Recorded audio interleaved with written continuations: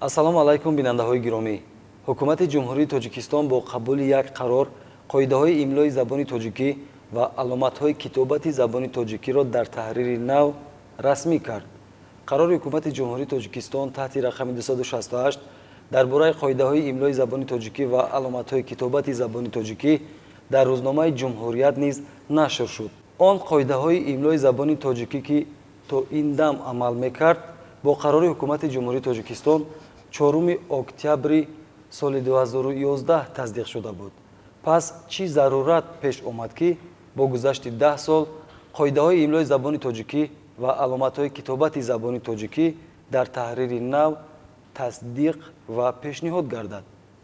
барои посух гирифтан ба суолҳои худ мутахассисони соҳаро ба суҳбат даъват намудем ки айни замон муаррифӣ мекунам. Сахидод Раҳматлозода, муовини раиси кумитаи забон ва ислоҳоти назди ҳукумати ҷумҳурии тоҷикистон ва Раҳим Зулфониён, сардори шӯъбаи танзими истилоҳоти кумитаи забон ва ислоҳоти назди ҳукумати ҷумҳурии тоҷикистон. дар оғози суҳбат мехостам оид ба зарурати таҳияи қоидаҳои имлои забони тоҷикӣ ва аломатҳои китобати забони тоҷикӣ дар таҳрири нав чанд сухан бигӯед. дар давраи истиқлолият ба масъалаи забон таваҷҷӯҳи хосаи асосгузори сулҳу ваҳдати миллӣ, пешвои миллат муҳтарами Муллираҳмон ниҳоят зиёд аст. ҳар иқдоме ки дар робита ба забон мешавад бевосита бо дастур супориш ва ҳидоятҳои ҷаноби олӣ сурат гирифтаанд. камбудиҳои имлои соли 2011-ро ба инобат гирифта асосгузори сулҳу ваҳдати миллӣ супориш доданд ки имлоро ҷадидан боз як бори дигар баррасӣ намуда барои истифода пешниҳод намоед. дар ҳақиқат ин зарурат дар ҳамин аст ки ҳар як чизе ки пайдо мешавад ба мурури замон баъзе бандҳояш кӯҳна мешаванд, баъзе бандҳо ба таҳрир ниёз пайдо мекунанд, баъзе бандҳои нав дар ҳаёти мо пайдо мешаванд, андешаҳои нав доир ба имло пайдо мешаванд. ҳамин масъалаҳо буданд ки имло бори дигар муҷаддадан баррасӣ шуд. пеш аз ҳама ба табиати забони тоҷикӣ, ба табиати забони овозии забони тоҷикӣ, ба табиати навиштории забони тоҷикӣ мутобиқ кардани имло водор сохта буд ки ин масъала бори дигар баррасӣ шавад ва барои муҳокима ва тасдиқ пешниҳод гардад. дар ҳақиқат имрӯз имло як имлои нисбатан содда, нисбатан фаҳмо, нисбатан дастрас ва тавре ки худи ҷаноби олӣ дар чандин гузоришҳошон гуфтанд, забоншиносони мо бояд донанд ки имло барои олимон, барои донишмандон ва барои фарҳехтагон танҳо барои инҳо нест, барои оммаи мардум аст. барои ҳамин имло бояд тарзе навишта шавад, тарзе пешниҳод шавад ки барои ҳама фаҳмо, барои ҳама равшан бошад. ҳамин нуқтаи бисёр муҳими ки аз тарафи ҷаноби олӣ баён шуданд моро водор сохт ки ба ҳамин масъала ҷиддан муносибат намуда имлоро дар ҳамин рӯҳия таҳия кунем. бинобар ин имлое ки имрӯз мо дар даст дорем имлои бисёр фаҳмо, дастрас ва дар айни замон илмӣ ва тарзи навиштори моро ба таври бисёр хуб, ба таври бисёр воло танзим мекунад. аз ҳамин нуқтаи назар мо имрӯз бо дилпурӣ гуфта метавонем ки имлое ки дар даст дорем ҷавобгӯи меъёрҳои навиштории забони тоҷикӣ аст. навиштори мо як масъала аст, суҳбати мо дигар. баъзан суҳбат мекунем вале вақте ки мехоҳем ҳамин суҳбатамонро рӯи коғаз биёрем бояд ки ба имло сару кор мегирем. ба зами ин яке аз чизҳои бисёр муҳиме ки дар имло илова шуд ин аломатҳои китобати забони тоҷикӣ буд. зимни навиштан мо бо як қатор аломатҳо сару кор дорем ки будани онҳо, яъне ба шакли қонун даромадани онҳо зарур буд. ҳамин нуқтаи заъфи имлои мо буд, нуқтаи бисёр ҷиддии заъфи имлои мо буд ки дар соли 2011 ин чиз вуҷуд надошт. зимни гуфтор ин аломатҳоро мо бо тавассути оҳанг, тавассути ист, тавассути мимика, бо дигар воситаҳои баён инҳоро баён мекунем, вале дар навишт бояд онҳо аломати шартӣ дошта бошанд. бинобар ҳамин аломатҳои шартие ки барои дар навишт лозим ҳастанд, аломатҳои гуногуни масалан китобат, инҳо ба ҳукми қонун даромад, ба ҳукми як расмиёт даромад ки инҳоро зимни навиштан бояд ки мо ҳатман истифода кунем ва дар навиштани онҳо, дар гузоштани онҳо саҳлангорӣ накунем, чунки вақти хондан имкон дорад ки استی ما ویران شود، تلفظ ما ویران شود، با جای مثلا خطاب به طرز سوال مراجعت نکنیم. بنابراین علامت های کتابت هم یکی از نقطه های بسیار مهم است که امروز ما اینا در شکل قانون در دست داریم. تشکر. استاد شما بگویید سهامداران با این املای نو کی‌هایند؟ در تهیه آن کیا سهم گذاشتند از جمله زبانشناسان؟ تشکر. در این مسئله پیش از همه که با تشبوس پیشروی ملتمون، چون هنوز در سخنرانیشون با اهل ضیا و صاحب زبانان روز 4 اکتبر سال 2019 بیان نموده بودند و پیشنهاد نموده بودند، گروه کاری کمیته پیش از همه با گویم سرپرستی و رئیسی سابق یاردمچی پرزیدنت اوید با مسئله های رشد اجتماعی و رابطه با جامعه جناب عبدالجبار رحمانزاده، همزمان استادان و دانشمندان، رئیس کمیته زبان و اصلاحات عالمجان محمد جانزاده، معاون رئیس کمیته سخیداد رحمت الله زاده و اینچنین عالمان زبانشناس برجسته از اکادمی ملی علم‌های جمهوری تاجیکستان، استادان دانشگاه‌های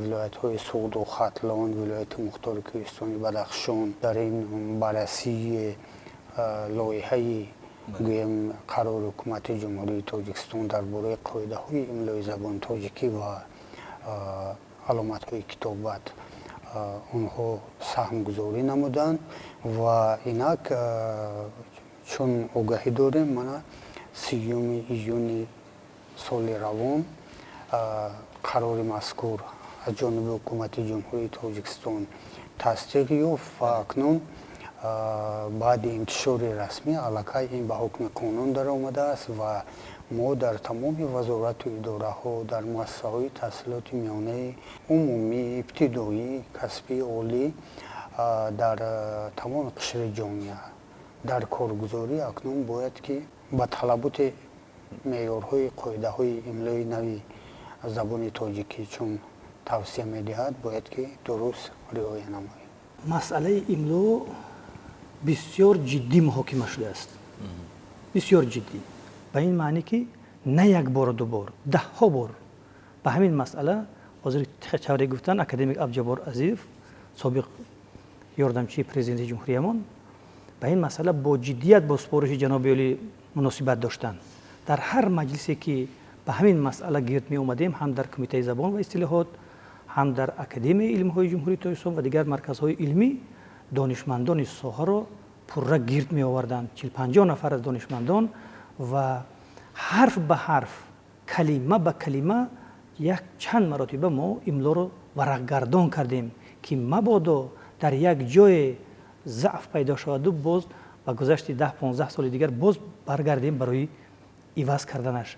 از همین جهت جا دارد تشکر کنم به عبدالجبار رحمانوف که بسیار با جدیت مناسبت کردند و دستور سپارش ها و هدایت های جناب عالی را سری وقت به عالمان دانشمندان میرساندند و در همین زمینه کار که با جدیت انجام یافت نه تنها دانشمندان اکادمی علم ها بلکه دانشمندان دانشگاه های جمهوریمان، یعنی با دستور به واسطه وزارت معارف جمهوری تاجیکستان گرد می اومدن کافدرهای زبان تاجیکی، دکتران علم، پروفسوران، اکادمیک ها و از دیگر منطقه های جمهوری تاجیکستانمان بیش از نزدیک 60-70 مکتوب های گوناگون رسیدن از طرف دانشمندان جهتی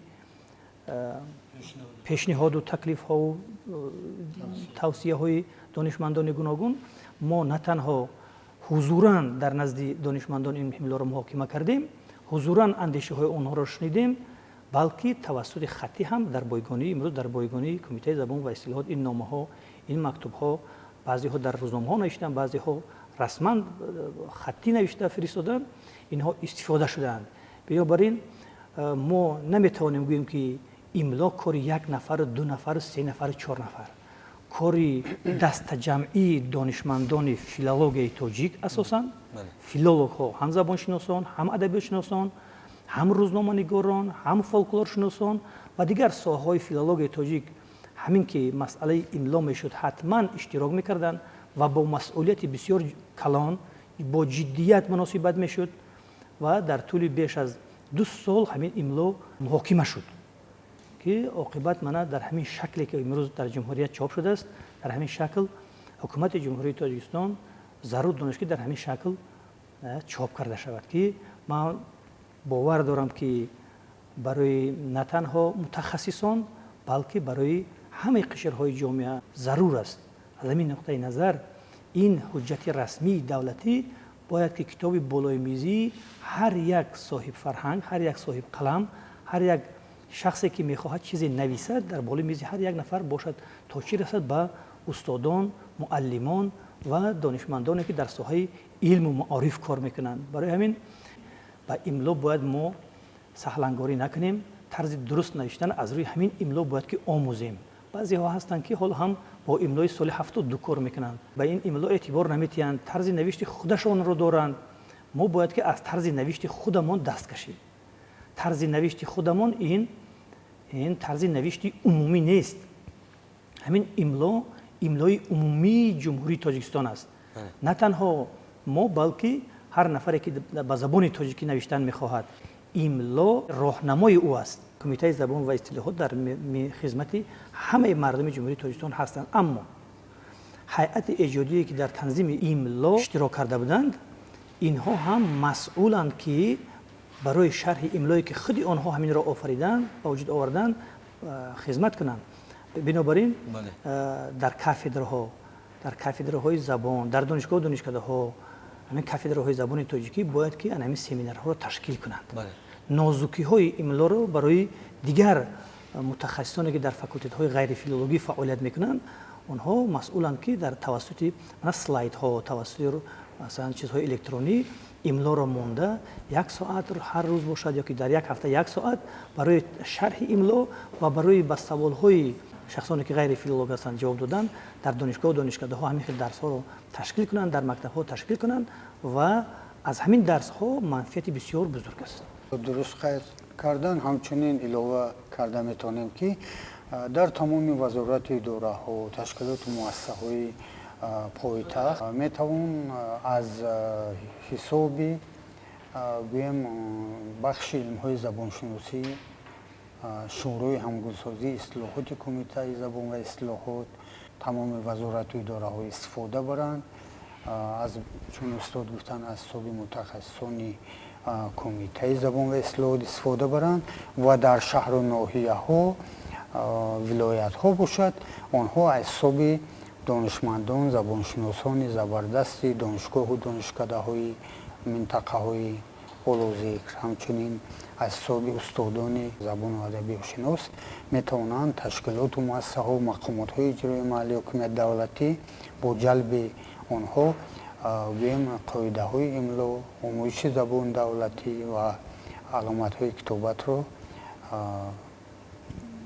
ба роҳ монанд. андешаҳои шумо нисбат ба назару эроди корбарони шабакаҳои иҷтимоӣ вобаста ба қоидаҳои нави имло чӣ гуна аст ва намояндагони васоити ахбори омма ҳам дар шабакаҳои иҷтимоӣ ва худи корбарон ҳам аз кумитаи забон ва ислоҳот то ҷое эрод гирифтанд ки бо имлои нав ҳамзамон шоираву адиба шоиру адиб шуд, гуфта эродҳо буд, ҷогузории ҳарфи ӯи устувор душвор гардид ба ин монанд. дар шабакаҳои иҷтимоӣ яктарафа баъзан рӯзноманигорон таҳлилу баҳогузорӣ карданд ки мо инро аллакай дар чанд мусоҳибаҳои телевизионӣ радиоӣ ҳамон дар вокунишҳоямон дар рӯзномаҳо ҳам гуфтем.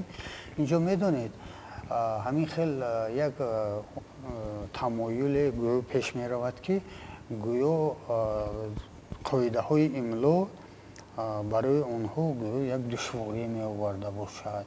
ин тавр не, баръакс тамоми меъёрҳо, талаботҳое ки дар қоидаҳои имло оварда шуданд, ин барои осон кардани қоидаҳои имло буд ва ҳаст.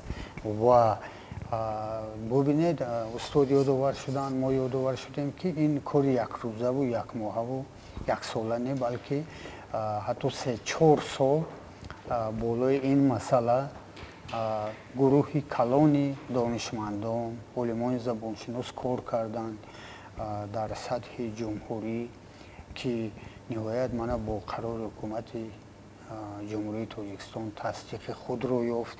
Ва инҷо ман чӣ гуфтам мехоҳам ҳаминро илова мекунам ки акнун он ҷузъиёт ё камбудие ки роҳ дода шуда бошад, албатта камбудӣ нест, вале роҳ дода шуда бошад агар ё ин ки он навгоние ки пайваста дар рушду густариши забон рух медиҳаду ба миён меояд, пас метавонанд соҳибзабонон, забоншиносон, тамоми аҳли кишвар ба кумитаи забон муроҷиат кунанд, дархост намоянд, пешниҳод намоянд ва баъди омӯзишу баррасиву таҳлилҳо ин метавонад пайваста, чун ягон қарору қонундогма нест, ба қарори мазкур метавон ҳамчун тағйиру илова агар мусбат арзёбӣ гардад ворид намудан зарурат ба миён меояд. ман ҳам агар иҷоза диҳед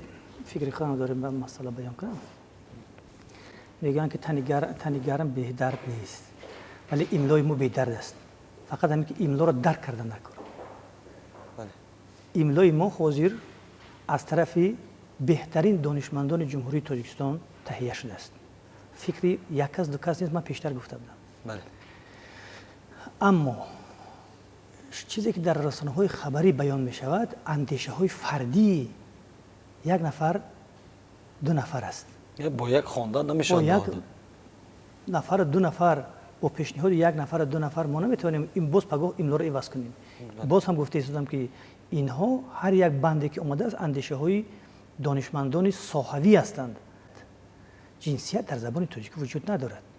мо ҷинсияти грамматикиро дар назар дорем. дар русӣ мегӯянд учительница. ҳамин хел шакл дар дигар забонҳои дунё ҳам ҳаст, вале забони тоҷикӣ ҳамин шакл надорад. муаллим ва муаллима надорад. мо ҳақ надорем ҷинсият созем. дар таърихи забоншиносии мо, дар таърихи миллати мо ба воситаи анҷомаҳо тағйир додани шакли калима ва сохтани ҷинсият вуҷуд надорад. падар барои ҳама падар аст, модар ҳама барои модар аст, омӯзгор ҳама омӯзгор аст. маслан устод ҳама барои ҳама устоза намегӯем, омӯзгора гуфта намедорем. муаллим аз забони арабӣ аст, хай инҷо омадан муаллима гуфтанд, вале ин нодуруст аст, ба табиати забони тоҷикӣ мувофиқат намекунад. аммо мо дорем ҷинсият, ҷинсияти луғавӣ аст. ҷинсияти луғавиро аз грамматикӣ фарқ карда намуда кор. луғавиаш калима аст. мо мегӯем мокиён, мегӯем хурус, инаш нар аст, инаш мода. мо мегӯем буқа, мегӯем модагов, мегӯем нараст, мегӯем модиён, мегӯем падар, мегӯем модар, инаш зан аст, инаш мард. бобо, биби, хоҳар, бародар. ин ба воситаи калима баён кардани ҷинсият дар забони тоҷикӣ аз қадиму надим вуҷуд дорад. яъне фарқ гузошта тавонистанд. фақат ҳамин ки ҷинсияти грамматикӣ дар назар дорад. имло ҷинсияти грамматикиро дар назар дорад ки бояд ки мо ба воситаи калимаҳои маъмули забонамон мо шоираи халқии тоҷикистон надорем. мо шоири халқии тоҷикистон дорем. унвони шоири халқии тоҷикистон дорем. чӣ хел мо унвонамонро шоираи халқии дуруст аст, дар гуфторатон гӯетон, майлаш шоира мегӯед, устоза мегӯед, муаллима мегӯед, дар гуфтор ҳоло дига одат шудааст. дар навиштамон бояд ки мо риоя кунем. имло хусусияти навишти моро, тарзи навишти моро, меъёри навишти моро муайян кардааст. гуфтори моро танзим накардааст. ҳатто мо агар тавонем дар гуфторамон имлоро истифода кунем ва дуруст баён кунем, нуран ало нур мешавад. мутаассифона ҳама наметавонанд масалан дар шакли забони меъёри адабӣ, имлоӣ суҳбат кунанд. ҳоло дар суҳбат метавонад муаллима гӯяд, одат кардааст то як муддати муайян, вале устод, муаллим, омӯзгор беҳтарин калимаҳое ҳастанд ки ҷинсият дар инҷо истифода намешавад.